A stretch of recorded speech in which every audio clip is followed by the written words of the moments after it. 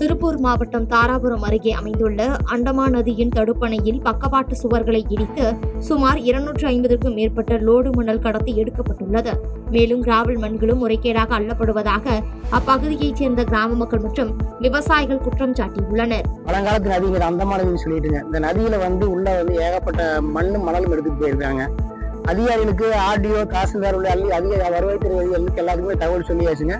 வந்து பார்த்துட்டு போனாங்க. இது வரைக்கும் எந்த விதமான நடவடிக்கை எடுக்கலைங்க. இனிமேலும் எடுக்கிற மாதிரி தெரியுறீங்க. அதனால அதிகாரிகளும் தலையிட்டு இதுக்கு நிரந்தரமான ஒரு தீர்வு, இனிமேல் நீர்நிலைகளில் மண்ணோ மணலோ எடுக்காத மாதிரி நல்ல நடவடிக்கை எடுத்து வேணுங்கிறத மக்களுடைய கோரிக்கை. மேட்டூர் அணையில் இருந்து டெல்டா பாசனத்திற்கு திறந்துவிடப்படும் தண்ணீரின் அளவு அதிகரித்து வரும் நிலையில் கரூர் மாவட்டம் மாயனூர் காவிரி கதவணைக்கு நீர்வரத்து அதிகரித்துள்ளது.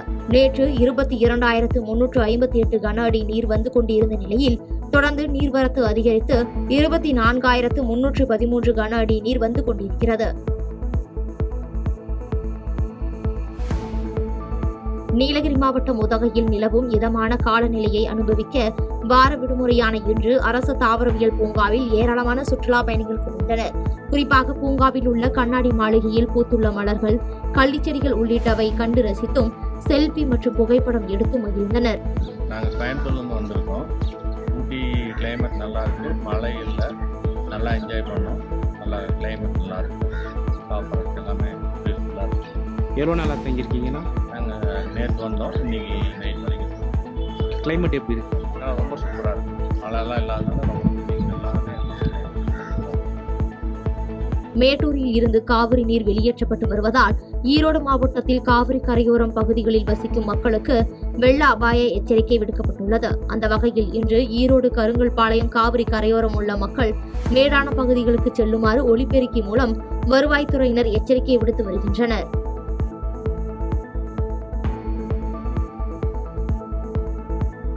கோவை மாவட்டம் ஊஞ்சபாளையத்தை அடுத்த முருங்கைக்காடு தோட்டத்தில் உள்ள 100 அடி ஆழக்கிணற்றில் தவறி விழுந்த வளர்ப்பு நாயை கருமத்தம்பட்டி தீயணைப்பு வீரர்கள் கயிறு கட்டி உயிருடன் மீட்டனர். கிணற்றில் தவறி விழுந்து 2 நாட்களுக்கு பிறகு நாய் உயிருடன் மீட்ட சம்பவம் அப்பகுதியில் பெரும் நிகழ்ச்சியை ஏற்படுத்தியுள்ளது.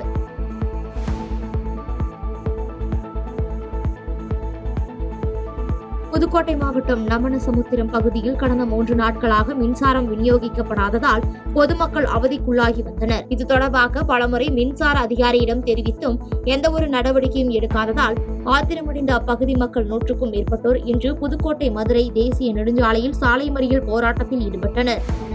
கம்ப்ளைண்ட் பண்ணியிருக்கோம், நிறைய பேர் எல்லாம் ஃபோன் பண்ணி இன்ஃபார்ம் பண்ணி எல்லாமே பண்ணியிருக்கோம். ஆனா எந்த ஒரு ஸ்டெப்பும் இங்க எடுக்கல. பல வருஷமா இருக்கு, நாங்களும் சரின்னு விட்டு கொடுத்து இருந்தோம். இவ்வளவு நாளா இருந்துட்டு பிள்ளைய படிப்பு கெட்டு போகுது. இதனால படிப்பு சுத்தமா படிக்க முடியல. எவ்வளவு நேரம் நாங்க அகல் விளக்கை ஏத்தி வச்சு படிக்க முடியும்? நைட்டு நேரத்துல ஃப்ரிட்ஜ், ஏசி, ஃபேனு, இன்வெர்டர் எல்லாம் அடிபட்டு போச்சு. எல்லாரும் வீட்லயுமே மாசமாவும் இருக்கிறாங்க. இங்க இருக்கிற ஏரியால எல்லா குழந்தைங்களும் நைட்டு நேரத்துல தூங்குறதுக்கு கொசு பிரச்சனை அவ்வளவு இருக்கு இந்த ஏரியால. எல்லாம் நாங்க கஷ்டப்பட்டுட்டு இருக்கோம். முடிஞ்ச அளவு உங்களால முடிஞ்சா எங்களுக்கு உதவி பண்ணுங்க. அரசாங்கத்திட்ட நாங்க கேக்குறோம். தேனி மாவட்டம் கூடலூரில் வீட்டில் நுழைந்து திருடிய நபரை போலீசார் கைது செய்து சிறையில் அடைத்தனர். மேலும் அவரிடம் இருந்து சுமார் 3.25 பவுன் தங்க நகை, மொபைல் போன் மற்றும் 11,000 ரூபாய் ரொக்கப்பணம் ஆகியவற்றை பறிமுதல் செய்தனர். மதுரை மாவட்டம் திருமங்கலத்தில் மக்களுடன் ஓமியோபதி என்ற அமைப்பின் மூலம் ஓமியோபதி மருத்துவர்கள் மற்றும் மாணவர்கள் இணைந்து நடத்தும் மருத்துவ முகாம் நடைபெற்றது.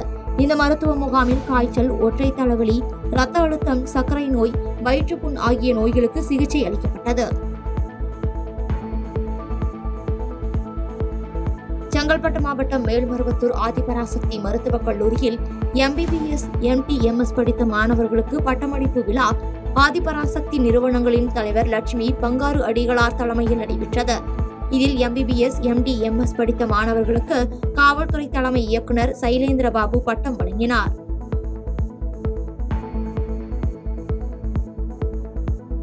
நாகப்பட்டினம் மாவட்டம் கீழ்வேலூர் அடுத்த 105 மானலூரில் அருள்மிகு பனங்காடி அய்யனார் ஆலயத்தில் இன்று மகா கும்பாபிஷேக விழா வெகு விமரிசையாக நடைபெற்றது. இதில் சுற்றுவட்டார பகுதிகளைச் சேர்ந்த திரளான பக்தர்கள் பங்கேற்று சுவாமி தரிசனம் செய்தனர்.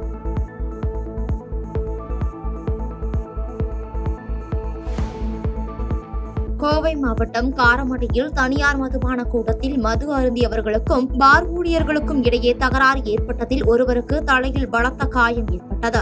காலட்டியூர் பகுதியைச் சேர்ந்த சந்திரமோகன் என்பவரும் டீச்சர்ஸ் காலனி பகுதியைச் சேர்ந்த இளங்கோ என்பவரும் தோளாம்பாளையம் சாலையில் செயல்பட்டு வரும் தனியார் மதுபான கூடத்தில் மது அருந்த சென்றபோது இச்சம்பவம் நடைபெற்ற நிலையில் பாதிக்கப்பட்டவர்கள் அளித்த புகாரின் அடிப்படையில் காரமடை காவல் நிலைய போலீசார் பார் ஊழியர்களை பிடித்து விசாரணை நடத்தி வருகின்றனர்.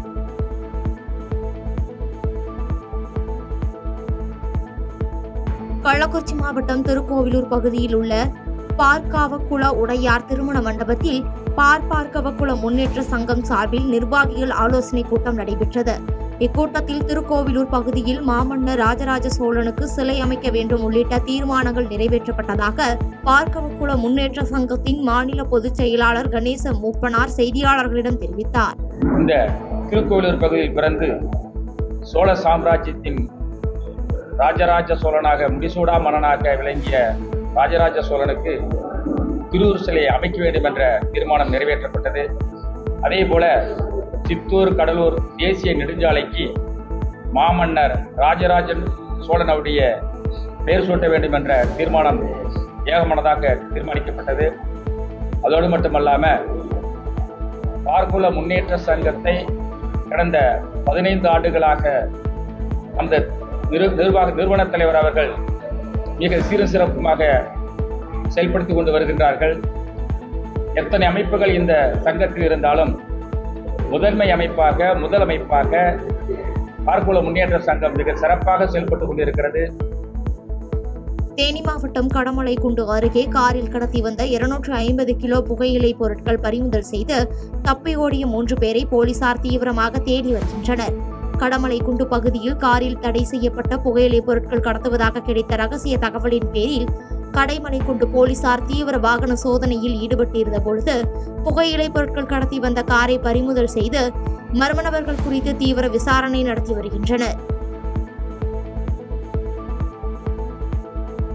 தேனி மாவட்டத்தில் உள்ள முல்லை பெரியாறு அணை முழு கொள்ளளவை எட்டிய நிலையில் அணையில் இருந்து உபரி நீர் கேரளாவிற்கு திறந்து விடப்பட்டுள்ளது. இந்நிலையில் முல்லை பெரியாற்றின் நீர்வழித்தடங்களை ஒட்டியுள்ள பொதுமக்கள் எச்சரிக்கையாக இருக்க இடுக்கி மாவட்ட ஆட்சியர் வேண்டுகோள் விடுத்துள்ளார்.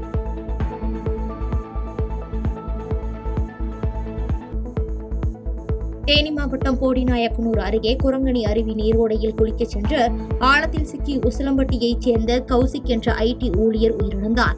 குரங்கணி காவல்துறையினர் உடலை கைப்பற்றி பிரேத பரிசோதனைக்கு அனுப்பி வைத்து விசாரணை மேற்கொண்டு வரும் நிலையில் இப்பகுதியில் தொடர்ந்து நேர்ந்து வரும் உயிரிழப்புகளை தடுக்கவும் போடிநாயக்கனூர் பகுதி மக்களின் குடிநீர் ஆதாரமாக விளங்கும் இப்பகுதியை பாதுகாக்க வேண்டும் என்று அப்பகுதி மக்கள் கோரிக்கை வைத்துள்ளனர். புதுக்கோட்டை மாவட்டம் கீரனூரில் உள்ள புனித ஆரோக்கிய அன்னை ஆலய திருவிழாவின் முக்கிய நிகழ்வான திருத்தேர் பவனி வெகு விமர்சையாக நடைபெற்றது. மின் விளக்குகளால் அலங்கரிக்கப்பட்ட இப்பவனியில் சுற்றுவட்டார பகுதியைச் சேர்ந்த ஏராளமான கிறிஸ்தவர்கள் பங்கேற்று பிரார்த்தனையில் ஈடுபட்டனர்.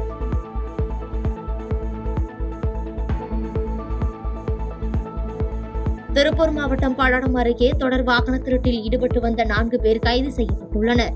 மேலும் விசாரணையில் இவர்கள் மீது பல்வேறு திருட்டு வழக்கு உள்ளது என தெரிய வந்த நிலையில் குற்றப்பிரிவு போலீசார் உடனடியாக குற்றவாளிகளான தனசேகரன், சக்திவேல், செல்லப்பாண்டி, தினேஷ்குமார் ஆகியோரை கைது செய்து நீதிமன்றத்தில் ஆஜர்படுத்தி சிறையில் அடைத்தனர்.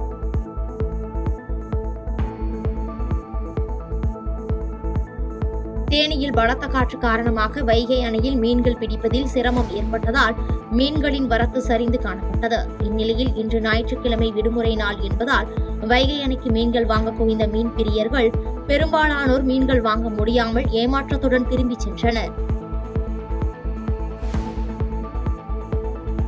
செங்கல்பட்டு மாவட்டம் திருக்கழுக்குன்றத்தில் உலக யோகா தினத்தை தொடர்ந்து யோகா நிகழ்ச்சி பாஜக முன்னாள் மாநில பொறுப்பாளர் துரை தனசேகரன் தலைமையில் நடைபெற்றது. முன்னதாக பாகிஸ்தான் தீவிரவாதிகளால் தாக்கப்பட்டு உயிரிழந்த இந்திய ராணுவ வீரர்களுக்கு அஞ்சலி செலுத்தியும் இந்திய ராணுவத்தினரின் சிந்தூர் வெற்றியை கொண்டாடும் விதமாக யோகா நிகழ்ச்சி நடைபெற்ற நிலையில் தேசிய அளவில் கல்வி, விளையாட்டு, ஆன்மீகம், பரதம் உள்ளடக்கி சாதனை புரிந்தவர்களுக்கு விருது வழங்கப்பட்டது.